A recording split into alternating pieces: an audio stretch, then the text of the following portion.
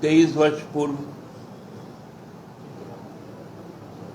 भारत के 28वें राज्य के तौर पर झारखंड का गठन हुआ था। हम सब जानते हैं कि नॉर्थ ईस्ट को छोड़कर पूरे देश में यदि किसी एक राज्य का गठन हुआ जिसका spirit tribal culture, tribal entity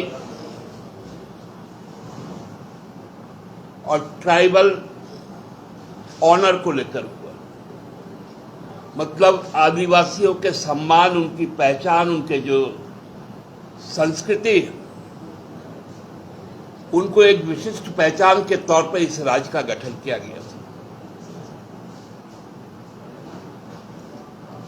ये एकमात्र राज्य है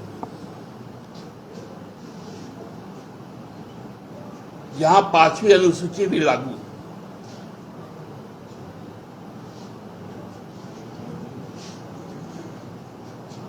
हम सबको जानते हैं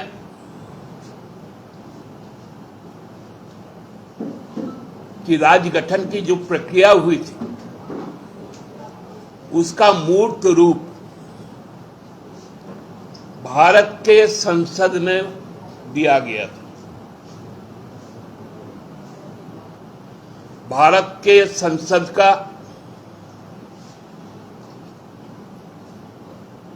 जो लोकसभा है और जो राज्य के प्रतिनिधियों का सभा राज्यसभा है, उसके द्वारा जब प्रस्ताव पारित हुए, तत्पश्चात देश के राष्ट्रपति के द्वारा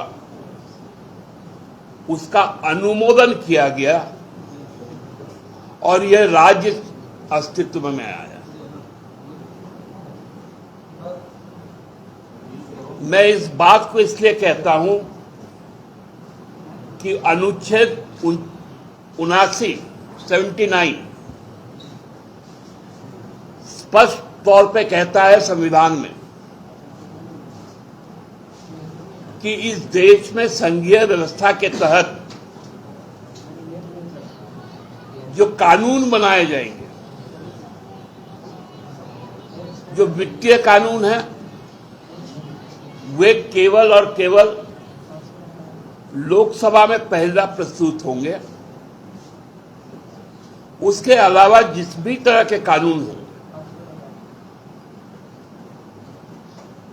वो 3 जगह से आ सकते हैं, मतलब राष्ट्रपति के अध्यादेश से भी आ सकता है और उनके अध्यादेश की संपुष्टि लोकसभा और राज्यसभा करती है। उसी तरह राज्यसभा या लोकसभा से पारित किसी भी प्रस्ताव को उसकी अंतिम अनुमोदन राष्ट्रपति के द्वारा ही होता है। मतलब हमारे जो संघीय ढांचा है उसका प्रमुख इस देश का राष्ट्रपति होता है। केवल संघीय ढांचा का प्रमुख नहीं होता, इस राष्ट्र के सार्वभौमता, सोवरेनिटी की रक्षा के लिए जो सेना तैनात है बॉर्डर पर, जो संप्रभुता की रक्षा करता है, उसका भी प्रधान सेनापति राष्ट्रपति ही होता है।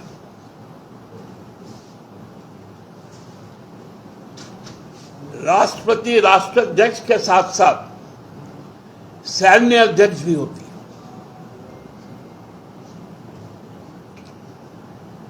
लेकिन भारतीय जनता पार्टी के शासन में आने के बाद राष्ट्रपतियों की जाति बताई गई इसके पूर्व आदरणीय रामनाथ कोविंद जी की जाति बताई गई उनके नॉमिनेशन के समय, और वर्तमान जो राष्ट्रपति का जब नॉमिनेशन हुआ तब भी उनकी जाति बताई गई।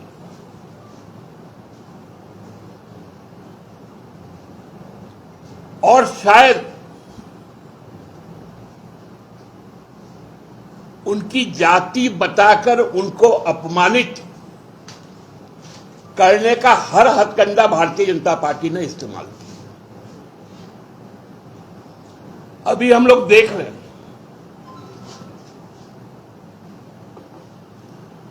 28 तारीख को संसद के नए भवन का उद्घाटन होना है।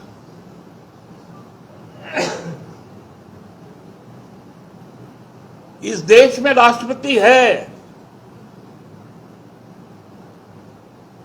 राष्ट्राध्यक्ष है, लेकिन उद्घाटन में वो आमंत्रित नहीं है,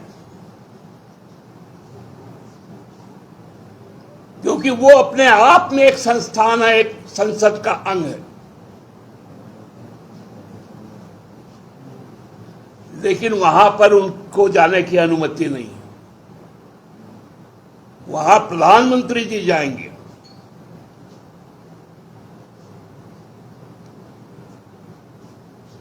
जो एक संसदीय क्षेत्र का प्रतिनिधि है और अपने संसदीय दल का नेता है।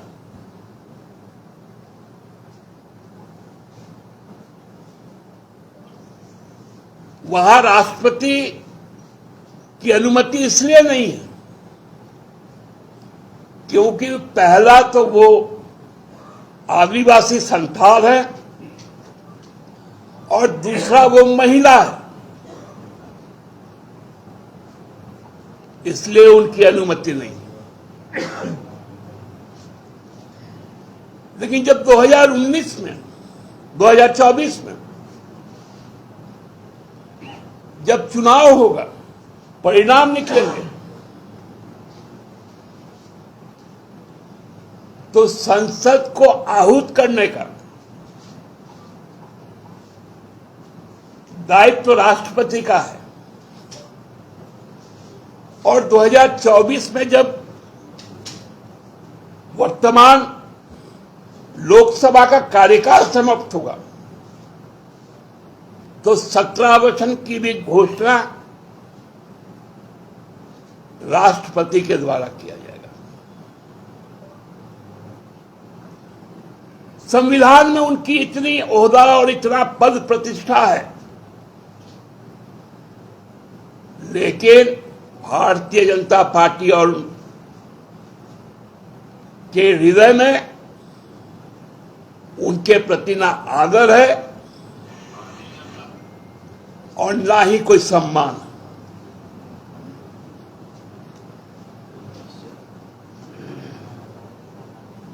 केवल आदिवासी गौरव दिवस से नहीं होता है। आदिवासी को जहां गौरव है उससे क्यों वंचित किया जाता है?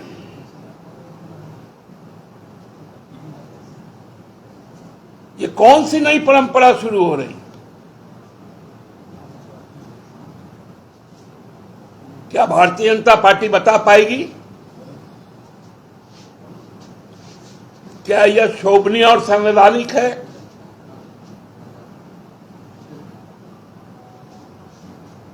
कि जब बजट सत्र का जो एनुअल सेशन होता है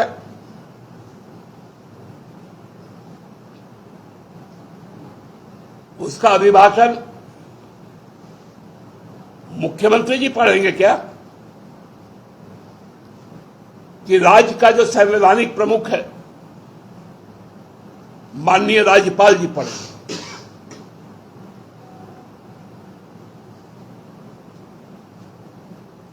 मतलब मोदी सरकार अपने झूठ की तारीफ माननीय राष्ट्रपति महोदया से संसद में करवाते हैं और प्रत्यक्ष तौर पर उनको अपमानित करते हैं। हम लोगों ने, जो विपक्ष के लोग हैं, जिनको लोकतंत्र में आस्था, इस देश के संविधान में आस्था,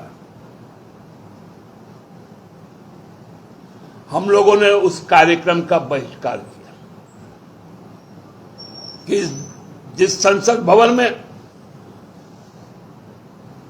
देश के राष्ट्रपति का अभिनंदन नहीं होगा, उस कार्यक्रम से खुद को दूर रखना ही बेहतर होगा।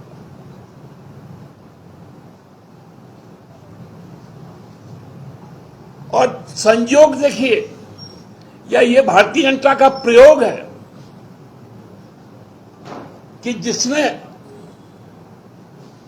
अंग्रेजों से 19 बार लिखित माफीनामा दिया, सावरकर जी,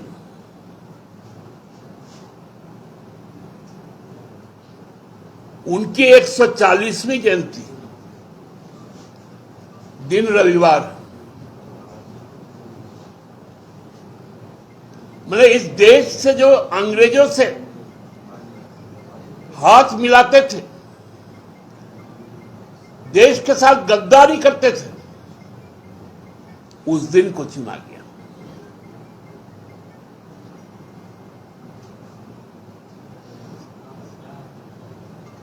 प्रहसन बना के रख दिया। हमको लगता है कि जो 20 लाख लोग ऑस्ट्रेलिया में रहते हैं, भारत मूल के, जिनको आदरणीय प्रधानमंत्री जी ने नमस्ते कह के आया है, 28 तारीख को उनका सर झुक जाएगा।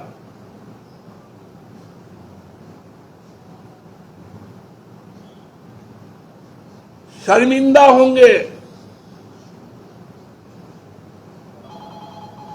कि जिस देश का, राष्ट्र का संविधान ही खतरे में है,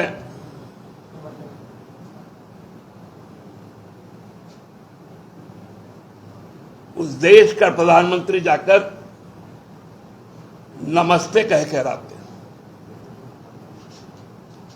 बहुत गंभीर विषय है। और माननीय राष्ट्रपति महोदया का अपमान किसी व्यक्ति का अपमान नहीं, संस्थान का अपमान है। 140 करोड़ भारतीयों के सम्मान का पराक्रमण।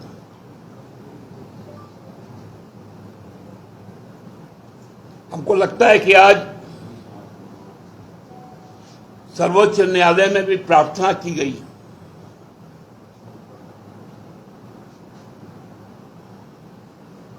क्योंकि यही दो पद ऐसे होते हैं जो एक दूसरे को शपथ का पाठ करवाते हैं। भारत के सर्वोच्च न्यायालय के न्यायमूर्ति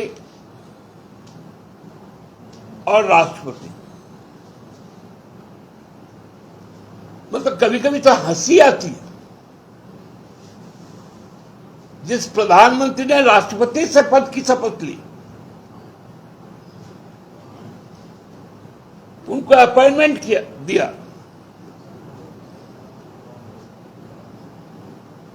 उन्हीं को आप भूल गए। जो आपको नियुक्त किए, आप उसी को भूल गए। वाह भाजपा, वाह। आज इतना ही कहना था। धन्यवाद।